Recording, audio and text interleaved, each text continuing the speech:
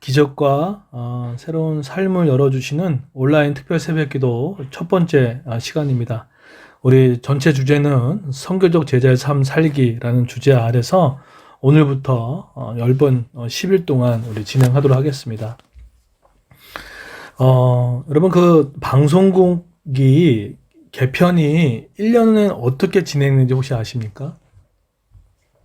1월부터 3월까지는 계획을 세운다고 이야기를 합니다. 그리고 4월부터 6월까지는 또 그걸 갖고 이제 부딪혀 보는 거죠. 그리고 시행착오를 겪습니다.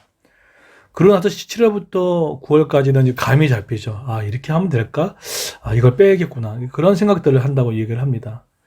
그러고 나서 10월부터 12월까지 이것에 대해서 이제 본격적으로 개편을 해서 거기에 집중한다고 이야기를 합니다. 저는 방송국의 개편이 있었던 이 흐름이 코로나19를 겪었던 우리 그레이스 교회에게도 동일하게 있었다는 생각을 갖습니다. 예측하지 못했잖아요. 코로나 1, 3월 동안은 우리도 계획을 세웠습니다. 나름대로 계획을 세우고 그리고 4월, 6월 동안 어떻게 했습니까? 뭐 처음 접해보는 것들이잖아요. 그 시행착오도 해보고 예배를 줄여보기도 하고 가정교회도 줄여보기도 하고 늘리기도 해보고 여러 시행착오를 겪었습니다. 그러다가 7월, 8월 되면서 어떻게 됐습니까? 우리가 이 부분들은 해야 되고 이 부분은 하지 말아야겠다라는 그런 생각들을 갖게 됐죠.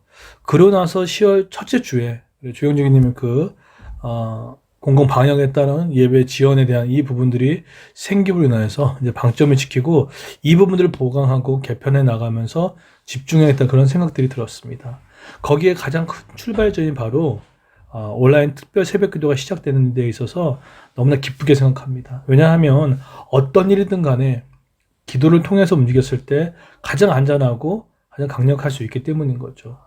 어쩌면은 이 10월부터 12월까지의 이 3개월 동안 우리가 어떻게 집중하냐에 따라서 내년 2021년의 열매를 따먹을 수 있는 거죠. 열매를 맺을 수가 있는 거죠. 그래서 우리가 지금 이걸 통해 가지고 미래학자들은 2022년까지 좀 어렵다고 2021년까지 어렵다고 얘기를 하고 2022년도에는 거기서 이제 좀 성장이 일어난다라는 그런 조심스러운 예측을 하고 있다고 합니다. 그래서 지금 10월부터 12월까지 뿌려놔야 집중해야지 그리고 2021년도를 열매를 맺어야 할 수 있기 때문에 지금의 이 3개월은 너무나 중요합니다. 그래서 교회도 마찬가지고 가정과 교회도 마찬가지입니다. 뭐 앞에 좀 없다라고 하더라도 이 3개월 동안 집중했을 때 정말 다른 인생을 살아갈 줄 믿습니다. 그래서 온라인 특세를 하는 것입니다. 그래서 여러분 온라인 특세를 20일 동안 여러분이 영적으로 투자하신다면 2, 3년의 흐름과 방향성을 보게 되고요. 또 교회와 직장과 가정과 개인이 어떻게 방향성을 잡고 어디에 집중할 것인을 보게 됩니다. 더불어서 30, 40대는 준비하는 30대는 40대를 준비하고 40대는 50대를 준비하는 기도의 종잣돈을 모으는 시간이 되는 시간이고 인생의 후반전을 또 살아가는 아주 중요한 시간입니다. 3개월이 너무나 중요해요. 그래서 앞으로의 이 방향성 내용은 이렇게 다룰 겁니다. 1장부터 10장까지 새로운 교회 탄생으로 신학적 기반을 좀 다루고요. 또 슬로우 추천을 통해서 10년 전부터 앞서갔던 미국의 본질적인 사역에 대해서 벤치마킹을 하고 또 더 나아가서 하나님 나라의 가치를 세우고 나서 뿐만 아니라 온라인 가정교회를 통해서 축제를 통해서 다른 영혼들을 세워나가는 일에 집중하는 그 시간들이 됐으면 좋겠다는 생각을 갖습니다. 자, 오늘 사도행전 그러면 1장, 지금까지는 오리엔테이션을 잠깐 했고요. 1장을 통해서 오늘은 예수 그리스도의 유일한 가치를 이야기를 하고 있습니다. 1, 3절에 나오는데 예수님이 십자가에 고난받으시고 나서 부활 승천하고 승천 전에 40일 동안 제자들과 함께 있었죠.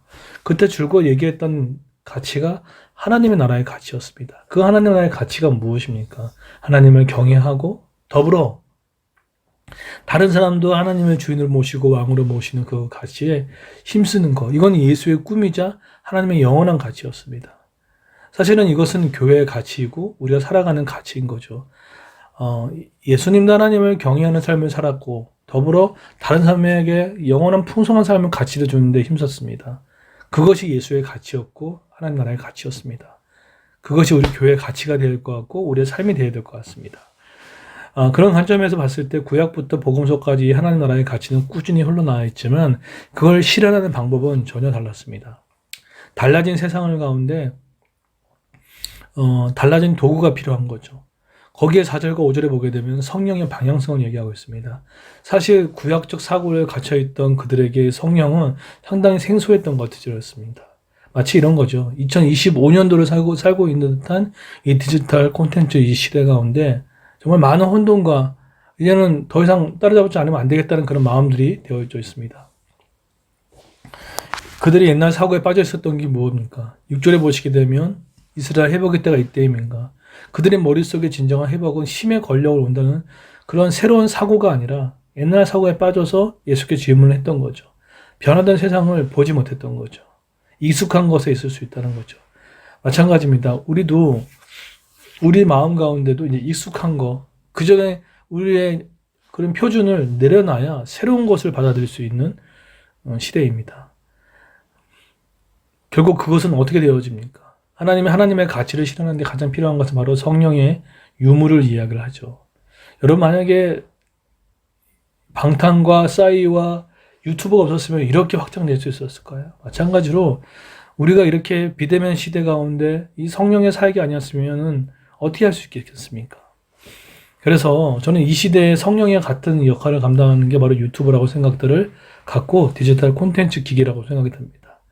그래서 우리가 작은 도서관 뜰을 제가 준비하고 있는 것도 그걸 통해 가지고 온라인을 통해서 또 세상을 접합하게 되고 세상의 가치를 알리고 또 하는 일에 힘쓰고자 하는 것입니다.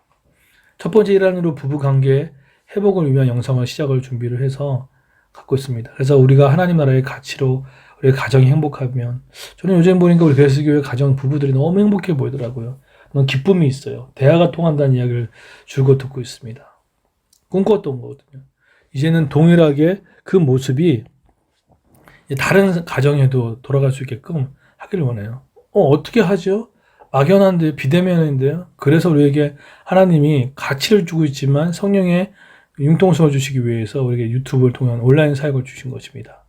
그래서 슬로우 처치 비전이 무엇입니까? 하나님의 백성들이 화해와 사역을 잘 감당할 수 있도록 돕고 모든 피조물이 각자가 부름받은 자리에서 함께 성장함으로 샬롬의 기쁨을 온전히 누리는 것. 이것이 바로 슬로우 처치의 비전이고 앞으로 우리 교회의 비전을 믿습니다. 하나님은 우리를 통해서 하나님은 예수 그리스도를 통해 우리와 하나님과 화해를 이렇게 세우셨고 이제는 우리를 통해서 피조물이 다른 우리가 있는 자리에서 함께 성장하고 동일한 샬롬의 기쁨을 누리는데 그 비전이 담겨져 있습니다. 이것이 우리의 비전이에요. 그러기 위해서 우리 필요한 게 무엇입니까? 하나님 나라의 가치를 붙잡고요. 두 번째는 디지털 세상의 접촉을 통하여서 익숙해져야 되고 세 번째로 온라인 성령의 소통자를 의지하고 나아갈 때 기도하는 동통에 나갈 때 감당할 줄 믿습니다. 이런 은혜가 있기를 축원드립니다.